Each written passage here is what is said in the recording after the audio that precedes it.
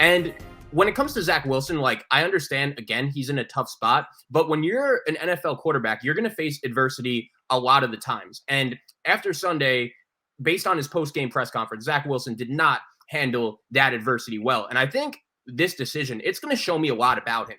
Is this kid capable of bouncing back in the tough moments and learning? And like, we'll see what his future holds, because it's going to be Mike White starting against the Chicago Bears on Sunday. And I think it's interesting with him. He did play really well in his limited time last season, and then he got hurt during that Thursday night game against the Colts, where the Jets were actually winning at the time when he left the game, and he hasn't played since. I don't believe he's been given a fair shot. I also believe the reason, or at least part of it, why Joe Flacco started this season, week 1 under center when Zach Wilson was hurt, was because I think the Jets front office, they kind of realized a little bit like, wow, Mike White, why does he look like the better quarterback than the kid we took number 2 overall in the draft? And that's a massive problem. And Joe Douglas has done a great job building this roster with a great defense. And even with some guys hurt, like, he's done a great job building the roster. But if he didn't get that quarterback pick right with the second pick, then it almost leaves you wondering, like, okay, what's going to happen? And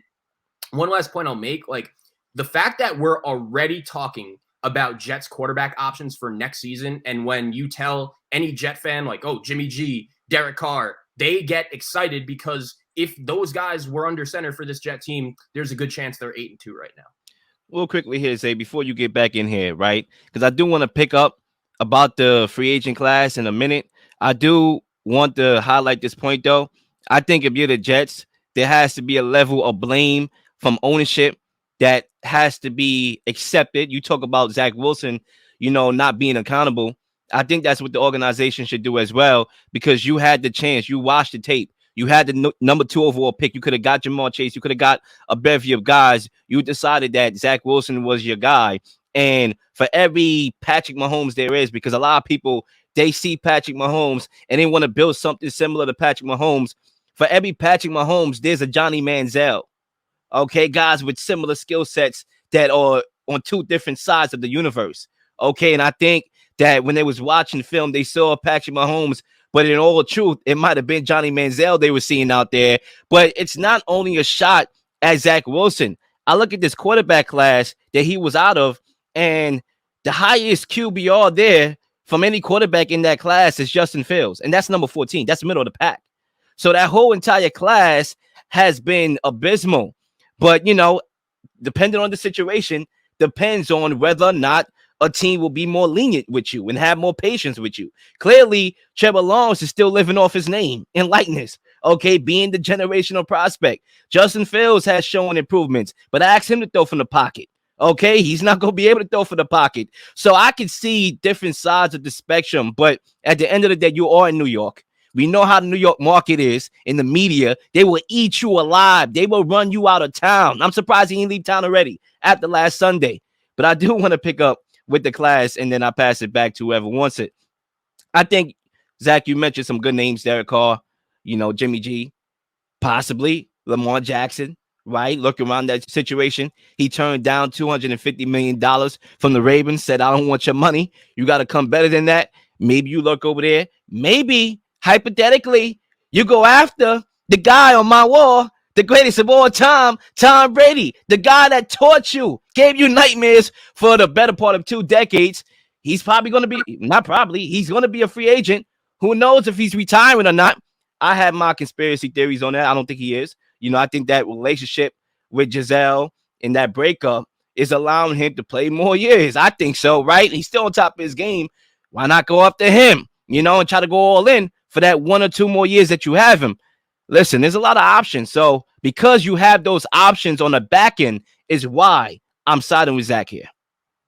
I think it's going to be interesting, because if Mike White does play out and wins this starting quarterback job, then you have no choice but to just let Zach Wilson rot, I guess, on the roster, or not sign him back or whatever. Because it gets to the point where they're talking about, at least in the press conference, like, oh, we're hoping to see Zach Wilson later this season. Like, what if Mike White wins out the job and just does lights out amazing these next couple weeks? What if he just wins the job completely and everything goes great?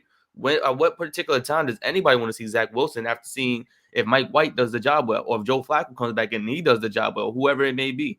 So it's getting to the point where it's like this has to be that was the curtain call for Zac Wilson. Like it's done for him, because if Mike White does well and they go to the playoffs, then why would anybody want to see Zac Wilson? You know, I think the only time you want to see Zac Wilson is if everything's going left again. If Mike White's not doing well, if Joe Flacco not doing well, if they're both putting in similar numbers with a high number of sacks, then maybe bring Zac Wilson back in.